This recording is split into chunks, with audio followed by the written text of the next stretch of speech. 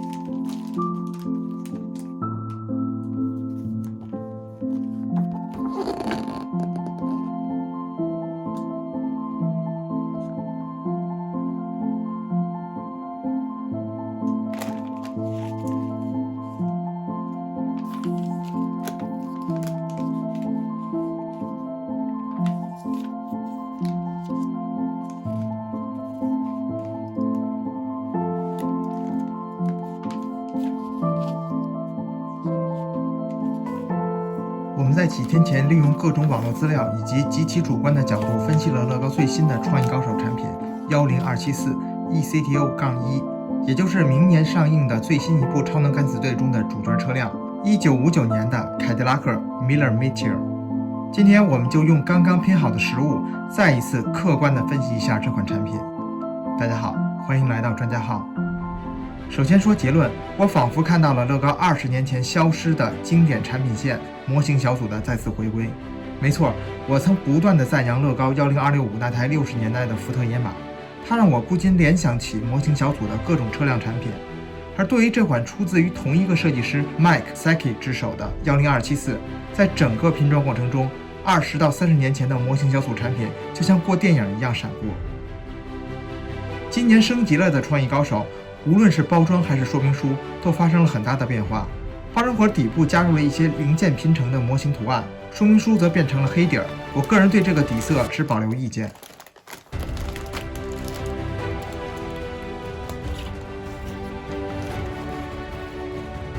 GM 的标志也代表了这又是一款影业公司与汽车厂商双授权的产品，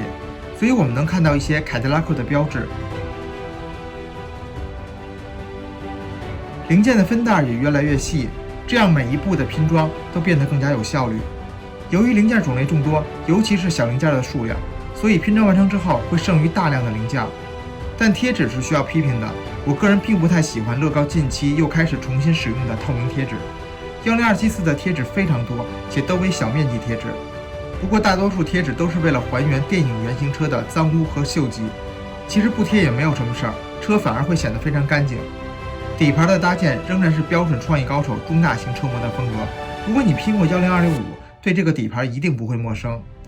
转向与10265基本一致，区别在于转向传动路径中多使用了一个齿轮，导致转向拉杆由前部移到了后部。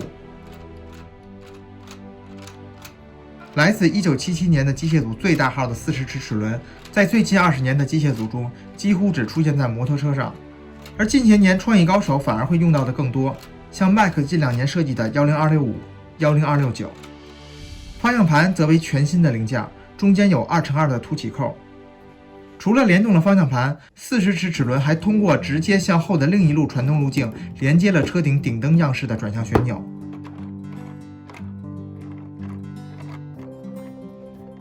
这个顶灯旋钮的样式与90年代机械组与模型小组是完全一致的，连设计师麦克也提到过，这里就是仿照了机械组的风格。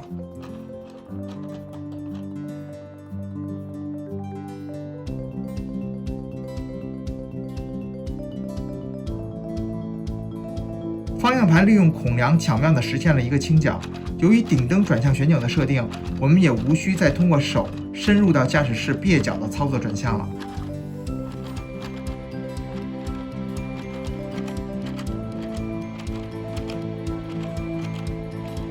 这可能还有另外一个原因，那就是车窗。因为原车并不是无框车门，10274将整个车都用各类全透明挡风玻璃和面板零件封死。但其实30年前，当模型小组的卡车还在使用火车车门的时候，整个驾驶室就是封死的。车窗部分算是一拆卸设计，与门可以比较轻松的分离。我们可以将这辆车变成无框版。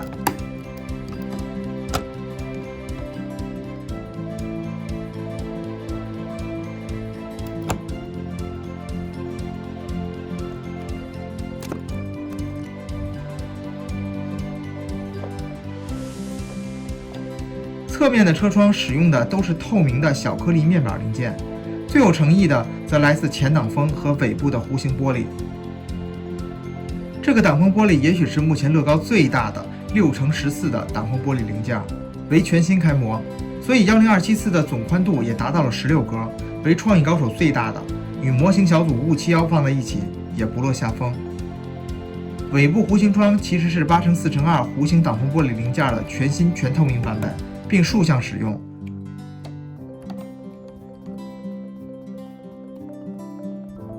全车共5个车门，有4个可以打开。前排主副驾车门是用双铰链做的荷叶机构，这个在小颗粒模型中已经非常常见。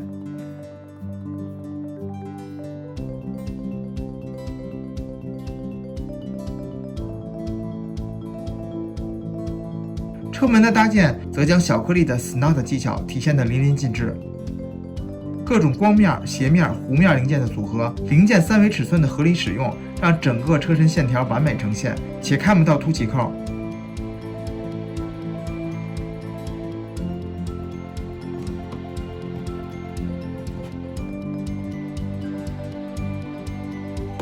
几块巨大的印有捉鬼 logo 的面板印刷件也能看出一些诚意。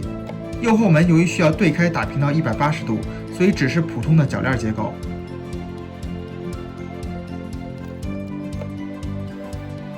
左后门不可开的原因是有一个联动机构，按下按钮，一个门内的弯曲连杆会推动一个42107带来的新避震器，将座椅弹出，并旋转180度向前。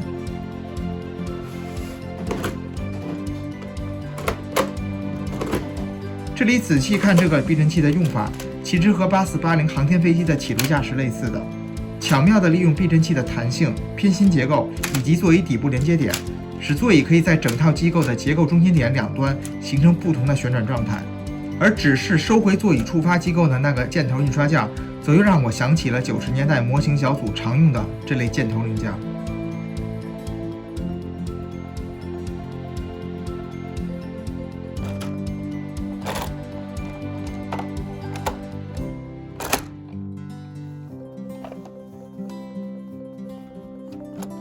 左后门内还有一个横向的座椅，这个座椅也是可动的，触发开关位于左侧尾灯处，拉动后整个座椅会向车尾方向移动。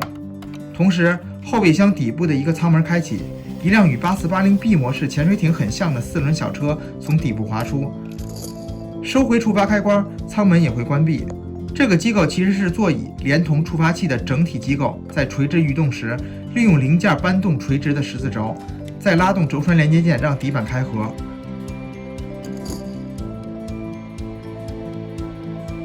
放回小车则需要打开平开式的后尾门，后尾门则用到了城市组常用的垂直挡风玻璃，固定通过2个球形铰链，这2个铰链的位置关系也决定了尾门的倾斜程度。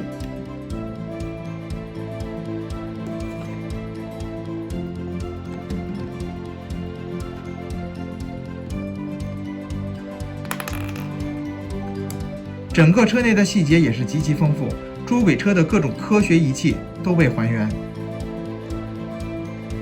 丰富的细节还体现在了车顶，这可能是最复杂的小颗粒车模的车顶了，复杂程度则让我想到各种模型小组的卡车。车顶也同样具备机械联动机关，当车辆移动时，车顶的雷达会360度旋转，望远镜也会左右摇摆。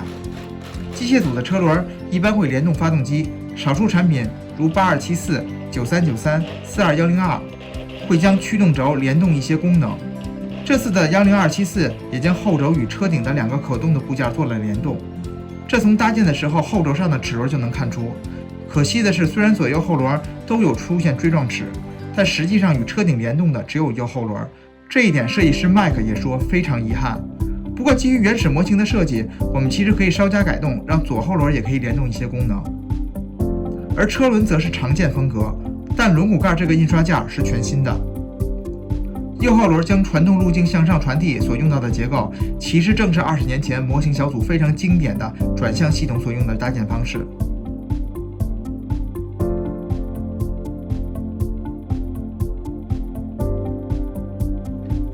传动路径向上到车顶后，先用8齿的24齿进行降速，然后使用来自1989年的8854的4格薄梁，又构成了偏心结构。4格薄梁利用凸起的一端，刚好卡在4个凸起扣的中央区域。这种用法其实我们在之前机械组8854的节目中也见过。于是6号轮一边让雷达慢速旋转，一边通过这组薄梁让望远镜可以左右小角度的往复转动。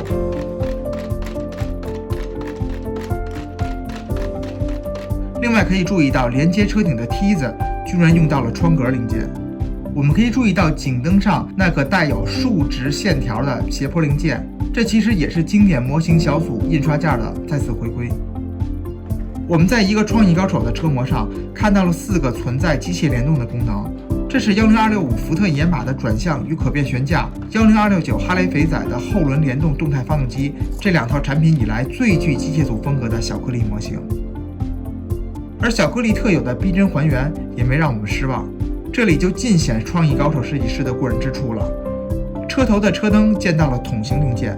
凯迪拉克的标志性的前格栅用到了多达几十个人载用的溜冰结零件，拼的时候也非常考验耐性。车头前角那个弧形边角零件则是今年新出现的，在芝麻街与米奇米妮中也有使用。打开发动机盖后看到的发动机细节，一些零件的使用则有很浓重的10265的影子。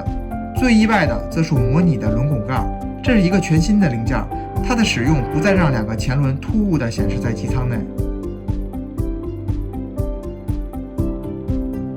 轮拱、车尾的火箭造型则全使用到了将竖直拼搭的部件水平放置的方式，这里的技巧也是极为高超。这种做法我们在之前模型小组5590的机场救援车上也见到过，所以这里就实现了我个人认为截止目前最棒的轮拱形式，以及神极了的车尾造型，还有使用机械组固定车轮用的零件做出的尾灯。后翼子板那个斜线用到了大型楔形板，还有用2个球头做出的倾斜角度的效果。只是大楔形板的凸起扣太多，在整车几乎无钉的风格下显得有些突兀。全车还有一个特色就是不对称的设计，有一些是为了还原实车，比如反光镜。这个反光镜的风格仍然非常模型小组，还有一些则是设计师故意为之，例如在零件内部一些零件颜色的使用。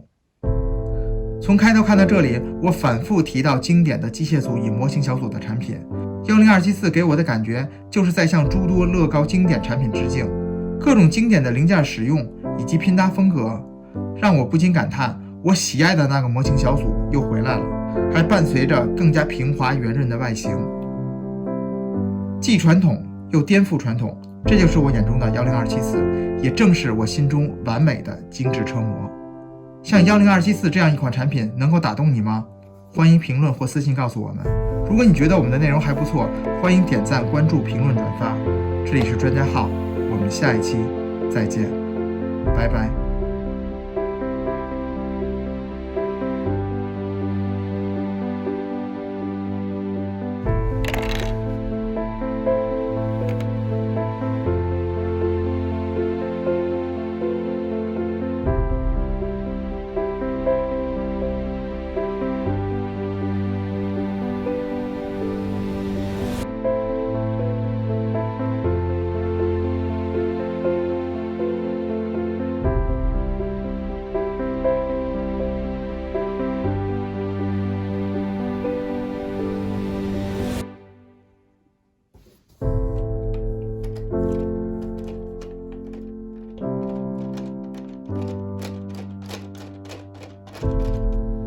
乐高精致车模进化史是专家号早期开启的一个关于小颗粒模型深度分析的系列节目。由于精力问题，这个系列在模型小组以及 Designer Set 共计4集之后就停止了更新。